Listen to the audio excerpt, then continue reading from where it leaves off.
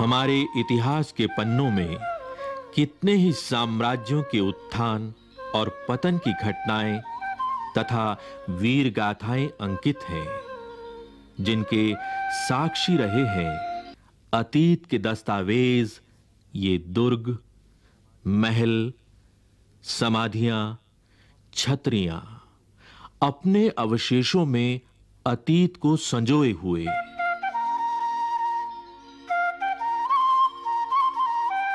कौन थे वे लोग? कैसा था उस समय का जीवन? यह जानने के लिए आइए पलटें अतीत के पन्नों को। 15वीं शताब्दी का समय। भारत में अनेक छोटे बड़े राज्य थे। उनमें से एक था मेवाड़। मेवाड़ जो उस समय राजपूताना के एक प्रमुख राज्य के रूप में उभरा था। यह वह काल था जब भारत में मुगलों का शासन बढ़ता चला जा रहा था। अनेक राज्य मुगलों की अधीनता स्वीकार कर चुके थे। इधर उत्तर भारत में राजपूत एक प्रमुख शक्ति थे। मेवाड़ पर सिसोदिया वंश के राजपूतों का शासन था, जिनका मुगलों के साथ बराबर विरोध बना रहता था। मेवाड़ के इतिहास के पन्नों को पलटें तो एक प्रमुख शूरवीर का नाम उभरता है। यह नाम है महाराणा प्रताप का। महाराणा प्रताप शौर्य के प्रतीक, मातृभूमि पर मर मिटने वाले स्वतंत्रता के पुजारी। वीर प्रताप की शौर्य गाथाओं से अरावली की घाटी आज भी गूंज रही है।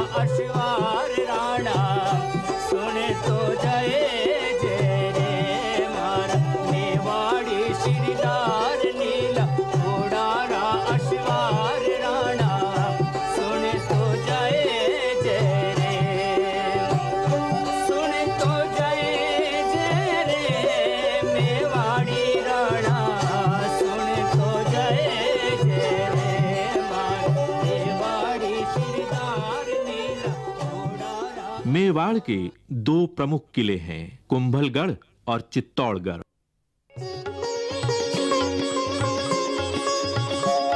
पंद्रहवीं और 16वीं शताब्दी में मेवाड़ के राणा कुंभा और राणा सांगा ने मेवाड़ की कीर्ति को शिखर तक पहुंचाया।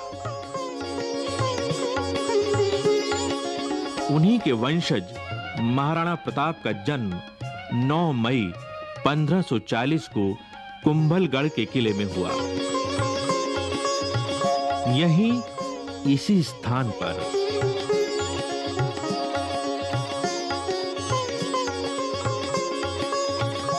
कुंभलगढ़ के तत्कालीन महाराणा उदय सिंह और महारानी जयवंती बाई का पुत्र प्रताप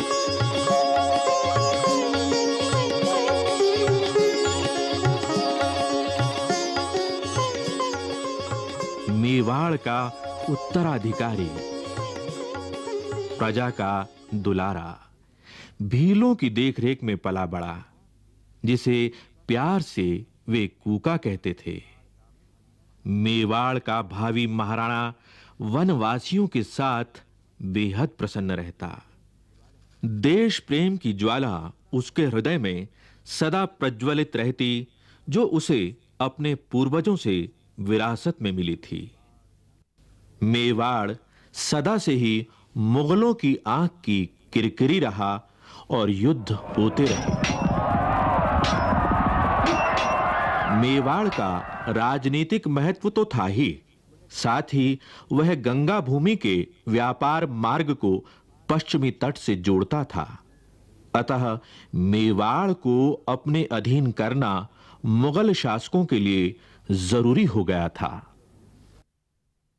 मध्यकालीन भारत का इतिहास देखें तो पाएंगे कि उस काल में महत्वाकांक्षी मुगल सम्राट अकबर का साम्राज्य लगभग पूरे भारत में छा चुका था।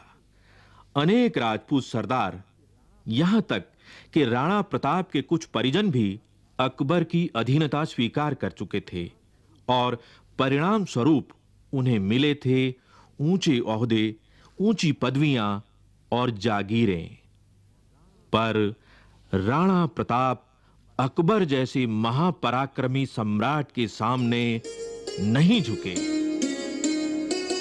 कहा जाता है कि 28 फरवरी सन 1572 को होली के दिन प्रताप का गोगुंदा के किले में राज्याभिषेक हुआ।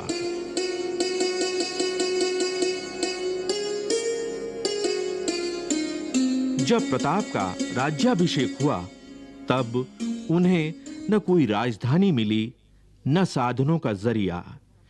वे बहुत कम साधनों से ही मुगल सम्राट से जूझते रहे। प्रताप ने हर संकट को चुनौती समझा और इससे उनके संकल्प और अधिक मजबूत होते गए।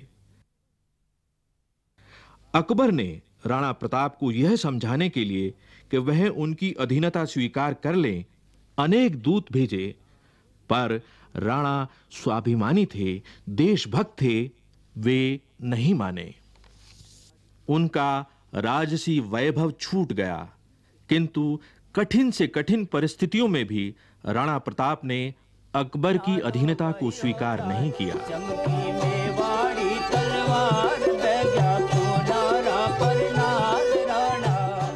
जैसी उनकी पैनी तलवार थी, वैसा ही चौकन्ना था राणा प्रताप का प्रिय घोड़ा चेतक।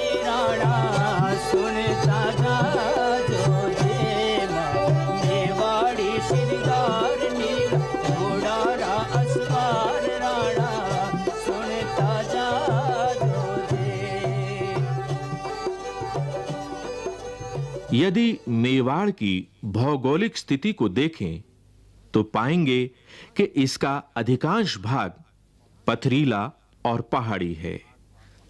आसपास जंगल हैं और जनजातियों की बस्तियां हैं।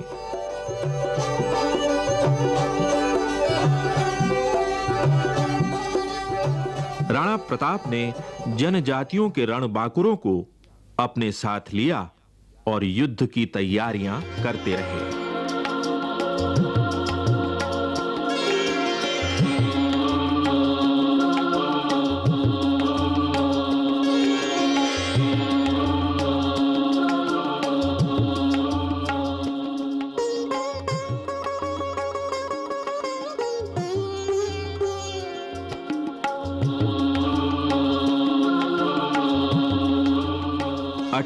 जून सन 1576 ईस्वी को अकबर की सेना और महाराणा प्रताप के बीच इतिहास प्रसिद्ध हल्दी घाटी का युद्ध हुआ।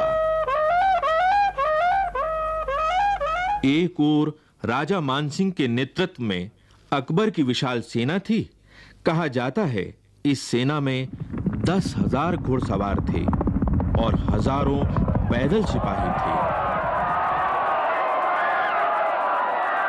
दूसरी ओर राणा प्रताप की सेना में केवल 3,000 घुड़सवार और मुट्ठी भर सैनिक थे, मगर ये सैनिक मातृभूमि पर मर मिटने वाले रणबांकुरे थे।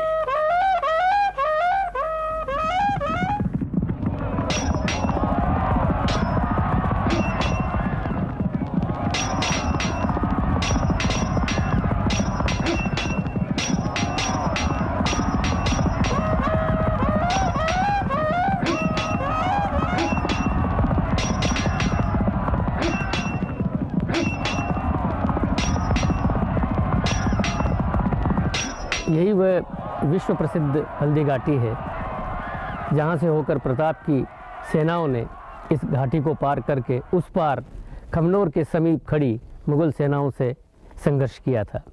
इस घाटी की विशेषता यह है कि इस घाटी के जो मिट्टी है उसका रंग पीलापन लिए हुए है, इसीलिए हल्दी के समान रंग वाली मिट्टी का होने के कारण इसको हल्दी घाटी कहा जाता है। ये बहुत ही तंग दर्रा है जिसमें से होकर प्रताप की सेनाओं ने आगे बढ़ करके मुगलों की सेनाओं का विरोध किया था। ये रक्त तलाई है। रक्त तलाई का अर्थ है कि जहाँ पर खून की तलाई भर गई थी, खून का तालाब बन गया था। आपको विदित है कि इस ओर हल्दी घाटी है। हल्दी घाटी का जो मुंह है वो लगभग यहाँ से 1.5 किलोमीटर दूर है। इसी तरफ बाईं ओर मुगलों की सेनाओं का पड़ाव था। ये जिस ओर आप अभी ये बम्बूल के पेड़ हैं, इन पेड़ों के पीछे उस ज़माने में केवल सीधा मैदान था और उस मैदान की जो सीमा है वो आगे बनास नदी से मिलती है। जो मुगलों की जो सेनाएं थी वो उस बनास नदी के किनारे से इस प्रदेश से, इस भाग से बढ़ती बढ़ती इस स्थान तक आई थी। मुगलों की सेनाएं हल्दी घाटी के मुंह तक पहुंची थी। प्रताप की सेनाओं ने उनको खदेड़ते खदेड़ते लगभग 1.5 किलोमीटर तक यहाँ ले आए। यही वह स्थान है जहाँ पर मुगल सेना के सेनापति मान सिंह के हाथी पर प्रताप ने अपने घोड़े पर छलांग लगाई थी, और यही वह स्थल है जहाँ पर चेटक का पिछला पैर हाथी की सूंड में बंधी तलवार के कारण कट गया था। यही वह स्थल है जहाँ पर हकीम खां सूर ने प्रताप को सलाह दी थी कि वो पीछे लौट जाए क्योंकि उसके प्राण संकट में थे। यही वह स्थान है जहाँ पर इसके साथ चलने वाले वीरों ने अपना बलिदान दिया था। झालामान ने अपने सर पर छत्र रख करके ये कहना प्रारंभ किया कि महाराणा प्रताप मैं हूँ, और इस प्रकार भयंकर अंतिम युद्ध की जो परिणति है वो यहाँ पर खून की सरिता के रूप में हुई थी। यहाँ पर एक वीर विशेष का भी मैं नाम लेना चाहूँगा, वीरवर पूंजा, जिसके कि साथी लोग इन पहाड़ियों के अंदर, पीछे की ओर की पहाड़ियों के अंदर थे। उन्होंने पीछे से पत्थर बरसाने प्रारंभ किए थे, और यहाँ पर एक वीर जो कि इस ओर इस छतरी की तरफ मैं इशारा कर रहा हूँ, ये राम सिंह तंवर की है, जो ग्वालियर का महाराजा था, और वो भी इस लड़ाई में अपने पुत्रों के साथ मौजूद था और यहाँ पर अब लड़ता हुआ मारा गया।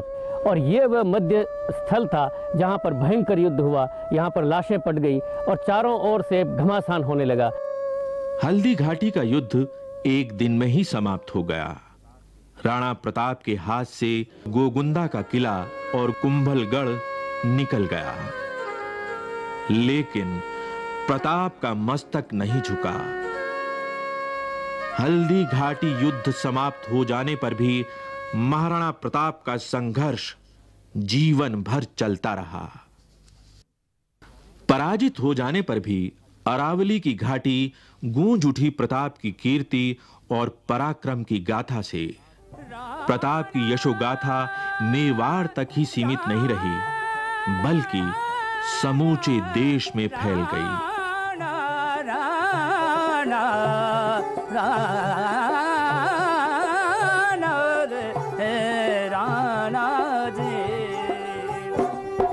हल्दी घाटी रंगी खून सोनालो बहियो जाए, हल्दी घाटी रंगी खून नालो बहियो जाए। चमकी मेवाड़ी तलवार बैग्या खूनारा पर नाल राणा सुनता जा जो जे, सुनता जा जो जे मेवाड़ी राणा सुनता जा जो जे। मेवाड़ी शिरदार नील घोड़ारा असवार राणा सुनता जा जो जे। राणा ने जंगल में शरण ली।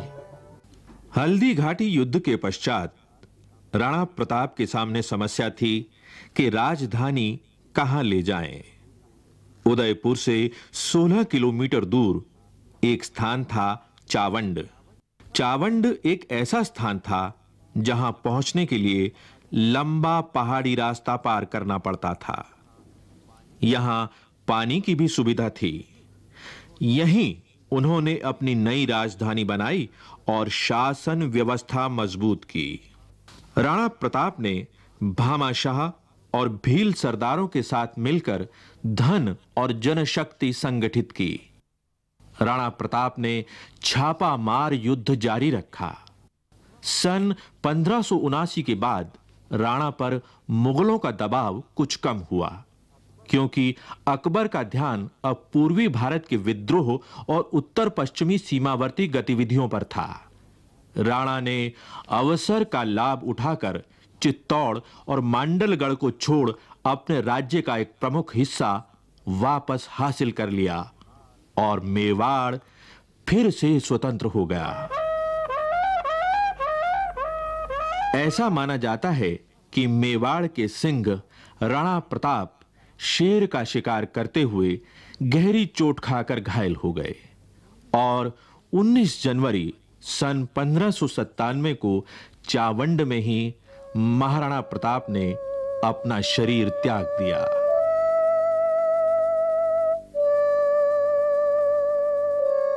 महाराणा प्रताप ने ऐसे ऊंचे आदर्शों को स्थापित किया जो देश और काल की सीमा से परे मातृभूमि प्रेम और स्वाभिमान को निरंतर प्रेरणा देता रहा है और देता रहेगा। माई एड़ा पूत जन जेड़ा राण प्रताप अकबर शूत ओझ के